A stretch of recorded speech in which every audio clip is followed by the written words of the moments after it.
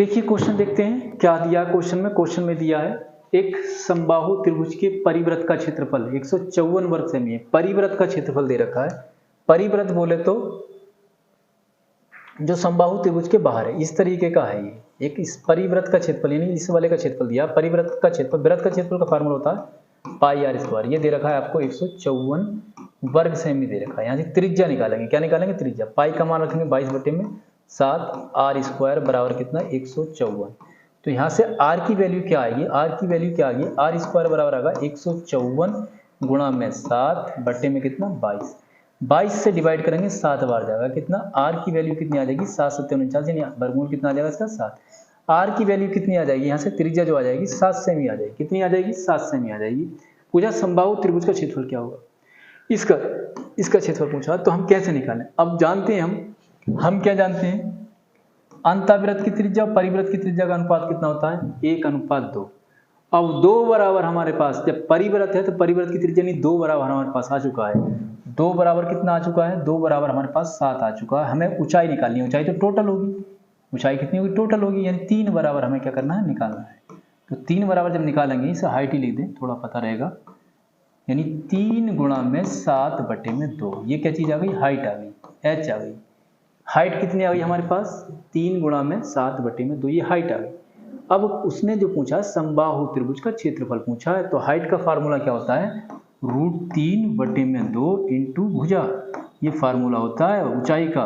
काय का फार्मूला होता है? ऊंचाई का। ऊंचाई का दिया 7 के 21/2, 21/2।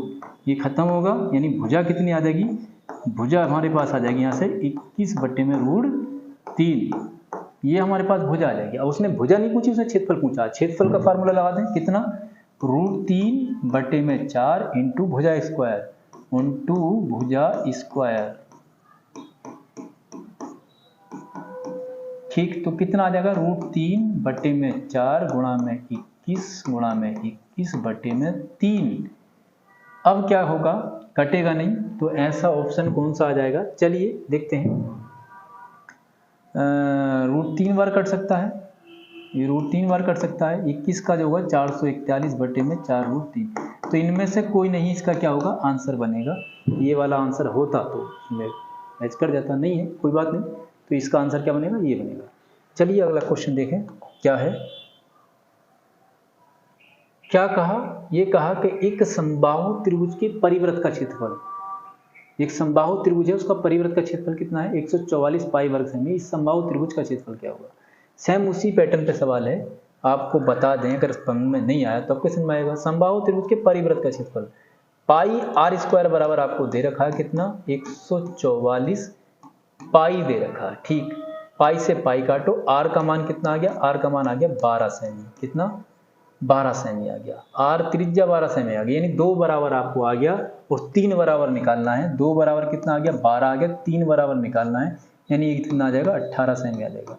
क्योंकि अंतःवृत्त की त्रिज्या और परिवृत्त की त्रिज्या का अनुपात 1:2 होता है, ये याद रखना है।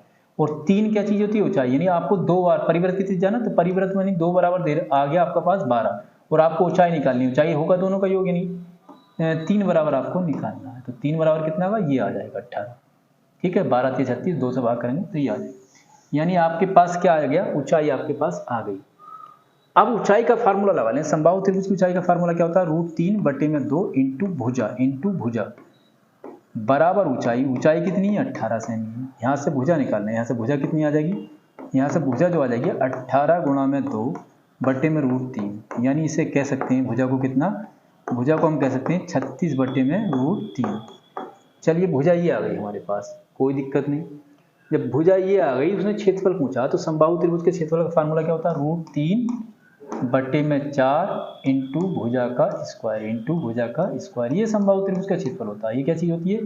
ये क्षेत्रफल होता है, क्षेत्रफल का फार्मूला। और ये किस चीज का फार्मूला था? ये ऊंचाई का था। काय का था? ऊंचाई का था। ये ऊंचाई का फार्मूला था।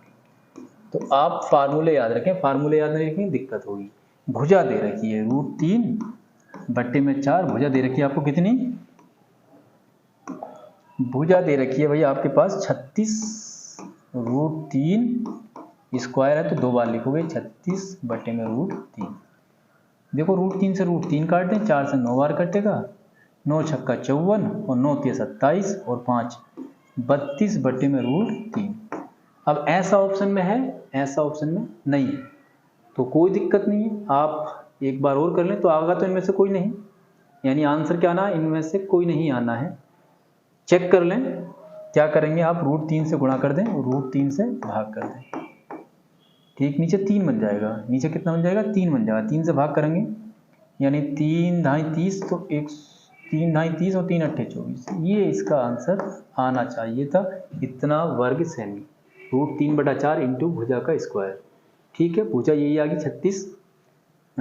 ठीक है, तो आप समझ गए होंगे, सवाल आपको कैसे लगे कमेंट करके बताते रहना। चलिए फिर मिलते हैं आगे।